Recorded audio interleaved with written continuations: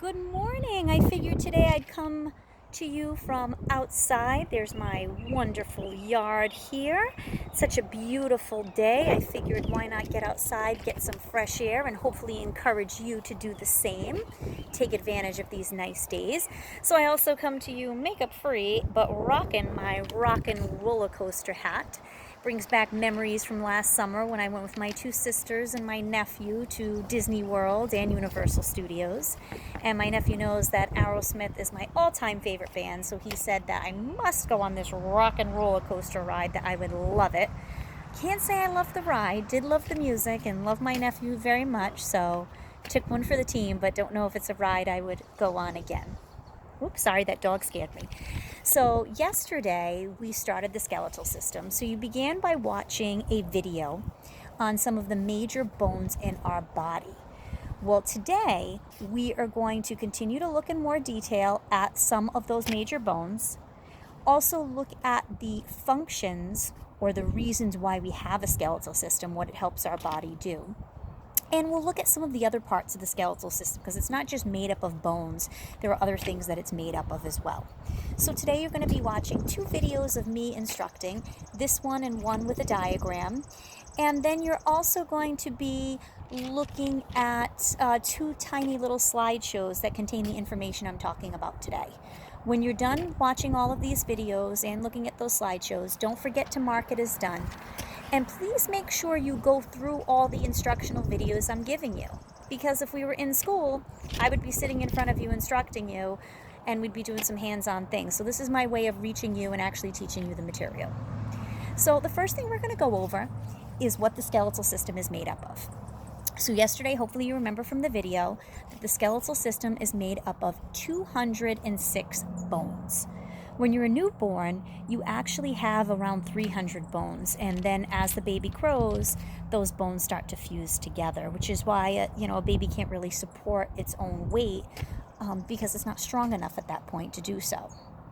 But besides bones, it's also made up of ligaments, tendons, and cartilage. So, pardon me while I grab my notes. I don't want to miss anything important here. We're going to talk about what those different pieces of the skeletal system are, and you'll be looking at a slideshow that will show you some pictures of them too to make it a little bit clearer. Sorry. So first of all, the bones are what give our bodies shape and support, and it's also what protects our internal organs, and we'll go over some important bones and the important organs that they protect for us. Then you have ligaments. Ligaments are what fasten bones together. So I think of a ligament as connecting bone to bone. You have tendons, which connect muscle to bone. So as we get into the muscular system tomorrow, you'll see that when we talk about muscles, the muscles are attached to the bone. So when we talked about the smallest bone, the stirrup, there is a muscle attached to that stirrup bone in your ear. When we talked about the hardest bone in your body, which is right here, your mandible, there is a muscle called the masseter that's attached to that bone, and it is the tendons that attach the muscle to the bone. We also have cartilage. Now, cartilage is flexible, it's rubbery, and we find it at the end of bones. Basically, it cushions and protects where bone meets bone, where a joint happens. So you have cartilage in your knee. Here's my kneecap here. Whoops. Can you see it? My knee. My knee bone is my patella. Well, where my patella is also a joint, which is why I can bend my knee. So instead of having bone rubbing on bone, there's cartilage in between that cushions it. Sometimes over the years, as people age, that cartilage wears down, and then you have bone grinding on bone, especially in the knees. That happens often, and it causes a lot of pain. Mrs. Ellis could probably fill you in on this because she had some knee surgery. Was it this year or last year? I think this year when she wasn't in, she had some knee surgery to replace that cartilage because she had bone rubbing on bone and it was causing her pain when she walked. So we have bones, which provide support, give our body shape, and also protect internal organs. We have ligaments, which connect bone to bone, and they're kind of long and fibrous.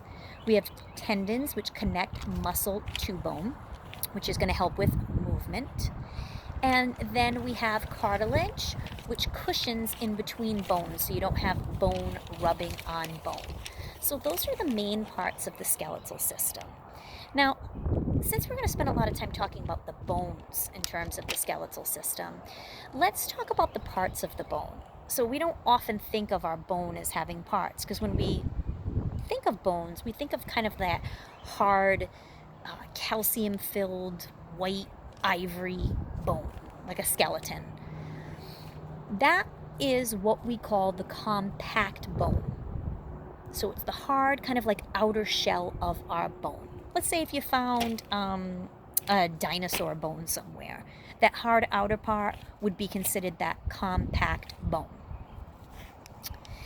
Inside that compact bone is what's known as spongy bone, and during the slideshow you'll learn a more scientific name for it, but spongy bone is what it's more commonly referred to. And the spongy bone is called that because it looks like a sponge because it's porous. There's kind of like areas that have spaces in it to be filled. And what fills in those spaces are the other part of the bone called the bone marrow. The bone marrow is found inside that spongy bone, and that's where your body's red blood cells, white blood cells, and platelets are found. We'll learn more about these blood cells when we get to the respiratory and circulatory, but just know that your white blood cells are what help your body fight off invaders. By that I mean like germs and viruses. Your red blood cells help pump oxygen through your body, and your platelets help your blood clot. So when you get a cut, your cut doesn't bleed forever.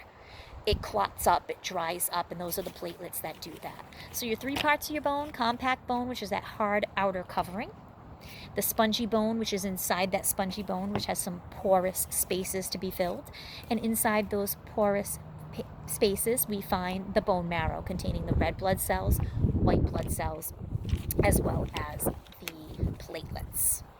So let's go over the 5 functions of the skeletal system. I'm just going to let you look at this beautiful view while I change my note sheet.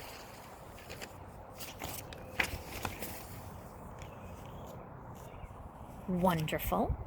So our 5 functions of the skeletal system is 1, it protects internal organs. So let's just think of a few bones that we looked at yesterday that does this. So our skull, which is a series of bones, right? Our skull is going to protect our brain. Our rib cage protects our heart and lungs. So if you get hit in the chest by maybe a ball and a spore, or you fall on your chest, your heart and your lungs are somewhat protected there. So if someone came over and like hit me in the chest right here, it's not going to damage my heart and lungs. Another bone that was mentioned yesterday was the pelvic bone, and your pelvic bone protects your bladder. We all have a bladder. But if you're female, it also protects your uterus. And your uterus is a female reproductive organ. You'll learn more about that in grade 8. Boys, you don't have a uterus, so your pelvis is only protecting your bladder. Another function is it provides support and determines the shape of your body. So we also talked about the skull providing support to our face. So if we didn't have a skull, we'd be like a hanging bag of skin. I describe it like that later. That video showed like hanging clothes on a hanger, and if you didn't have that hanger, the clothes would just fall to the ground. So that's what we mean by providing support and giving shape. It also produces our blood cells. So we just mentioned what part of the bone did that. So that's going to be inside the spongy bone, where our blood cells, our red and white blood cells, are produced. White blood cells protecting us from invaders, helping us fight off viruses, and red blood cells helping oxygen circulate throughout our body. Also, it helps our body move. This is where it's going to work with the muscular system, our system we're going to talk about tomorrow. So the skeletal and muscular systems work together or interact to help our body move. So as I'm walking throughout my yard, it's because of my skeletal and muscular systems working together, helping my body move. And it also is for storage. It stores minerals. So when you think about bones and you think about, bones being strong, they usually talk about calcium. Calcium is a mineral that's stored in our bones and later released through our body, through our circulatory system. So again, we're seeing other systems interacting here. The muscles in our body, in order to help us move, are going to require that calcium in order for muscle contractions to happen. Our nervous system also requires the calcium for communication, and calcium helps build that strong outer layer of the bone, or the compact bone that we mentioned earlier. I just want to make sure I'm not missing anything super important before I sign off for the day, but I think I've covered everything. I'm pretty confident in this area.